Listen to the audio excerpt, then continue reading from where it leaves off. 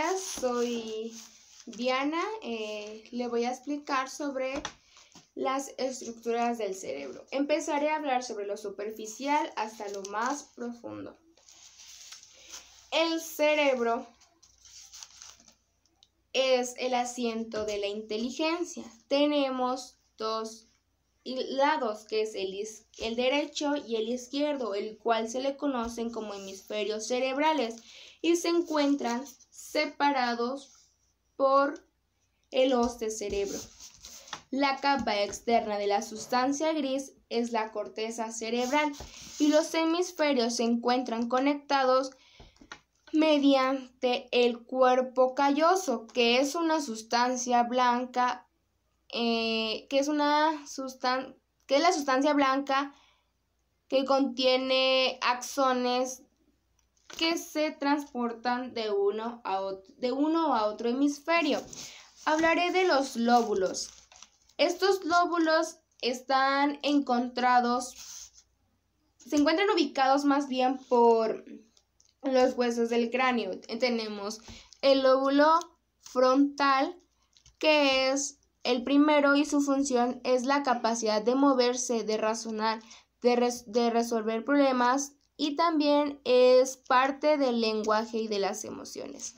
Después tenemos el segundo, que es el parietal, que es el proceso de la información sensorial que tiene de la manera sensorial de varias partes del cuerpo. Tenemos el conocimiento de los números y los relaciona en sí, la manipulación de los objetos. Después tenemos el tercero, que es el occipital, que es la elaboración del pensamiento, la emoción e interpreta las imágenes. Al igual reconoce el sonido y el reconocimiento visual, y los colores también. Después tenemos el último, que es el temporal. Su función se relaciona con la memoria a corto plazo, la información auditiva, el equilibrio y la regulación de las emociones y las motivaciones. Después hablaremos del tálamo, que se le conoce como la cámara interna, que es la que integra las actividades sensoriales y motoras, que es la que interviene en el despertar y la conciencia, al igual también en la conducta afectiva y la memoria. Recibe y procesa toda la información nociceptiva y destinada hacia la corteza. Participa en la percepción del dolor y la fisiopatología del dolor central y otros tipos de dolor crónico. Esta vez nos toca hablar sobre el hipotálamo, que junto con la hipófisis, que es esta, regulan virtualmente todos los aspectos del crecimiento y el desarrollo, el metabolismo y la homeostasis. El hipotálamo se le conoce como el centro integrador de homeostasia, que es el de aquí, que es la que recibe aferencias desde el sistema límbico, la corteza cerebral, el tálamo y el sistema activador reticular, y al igual que hace señales sensoriales desde los órganos internos hasta la retícula. El hipotálamo nos ayuda a regular la temperatura corporal, la sed, el hambre y la conducta sexual, las relaciones de defensa como lo es el miedo y la ira. El hipotálamo también se ocupa de liberar neurohormonas, que estas están listas para su secreción. Tenemos dos tipos de neuronas, la primera es la hormona antidiurética, que es la que hace el control de la resorción del agua en el líquido, en el riñón. Y la otra es la oxitocina, que es la contracción del músculo liso uterino, y es la expulsión de la leche del pezón en la etapa de la lactancia. Obviamente el hipotálamo tiene funciones muy importantes, las cuales son que controla la función de la hipófisis anterior con la secreción de factores de liberación hipotalámicas, control del tallo cerebral y centros autónomos de la médula espinal. También hace las relaciones con las funciones del cardiovascular, respiratoria y digestiva, y controla la temperatura del cuerpo a través de los termorreceptores. sensibles a cambios de temperatura, como es el riego sanguíneo del hipotálamo.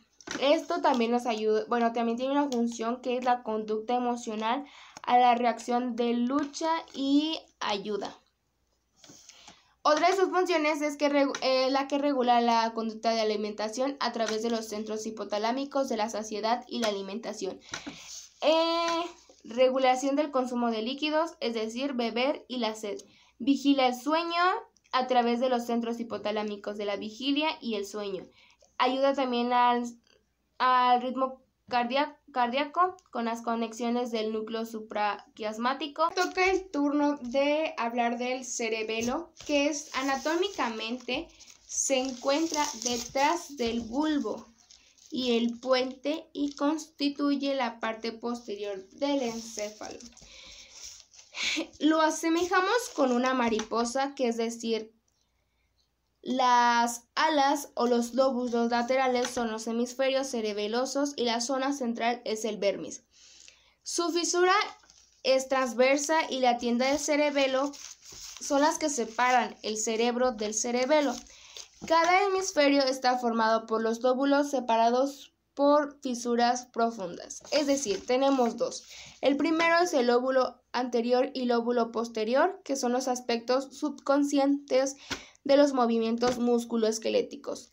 Y el lóbulo floculoundular, que contribuye al equilibrio y a la postura.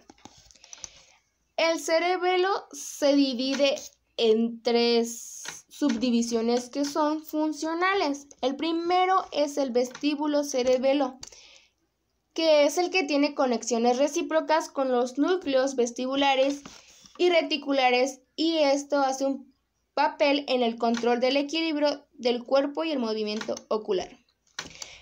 El segundo es el espinocerebelo, bien conocido como lóbulo anterior, que es el que posee conexiones recíprocas con la médula espinal y una acción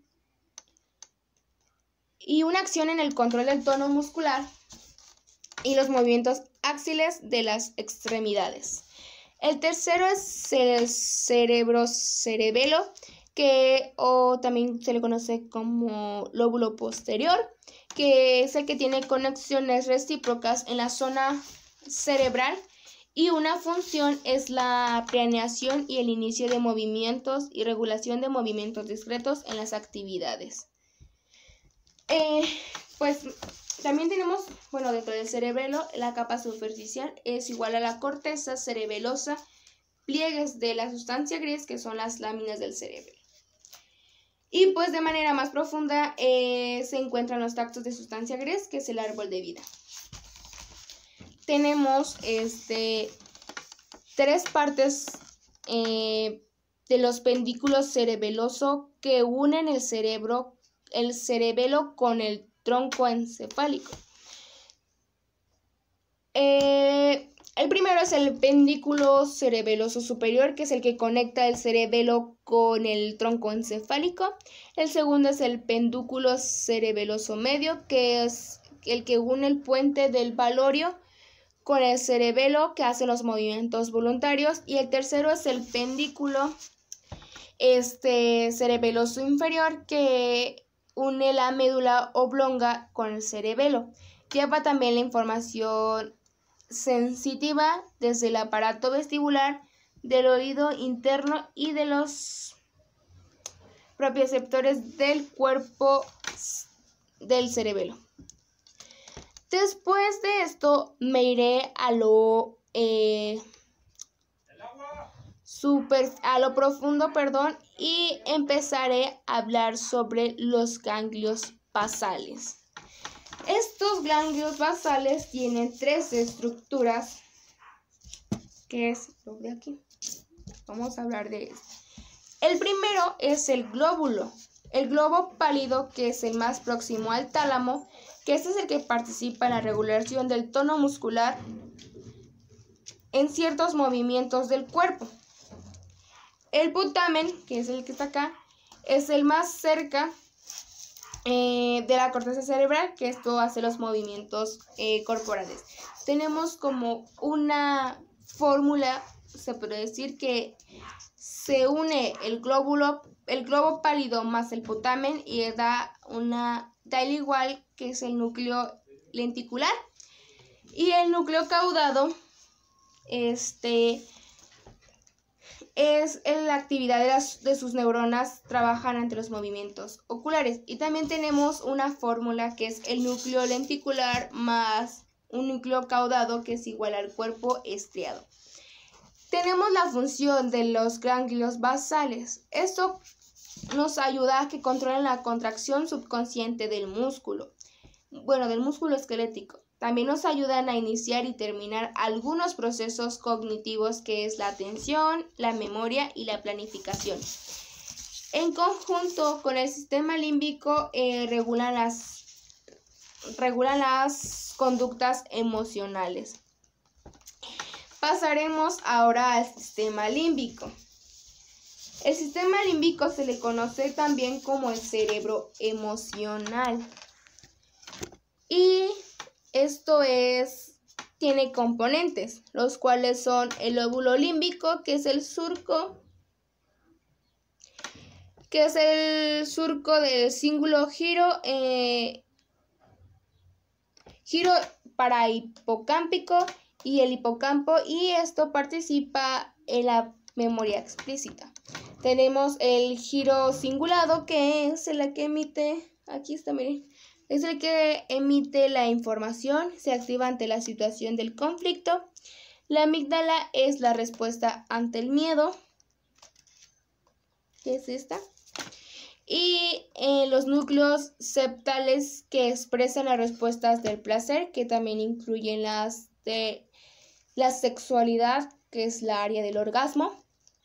Los tubérculos mamilares del hipotálamo, que es el que controlan el estado hormonal.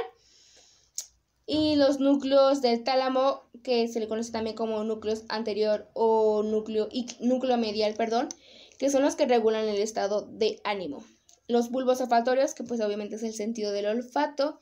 El fornis es implicado en la emoción, motivación y memoria a largo plazo. Esto ha sido todo por mi parte. Espero les haya quedado un poco más claro y con una mejor explicación.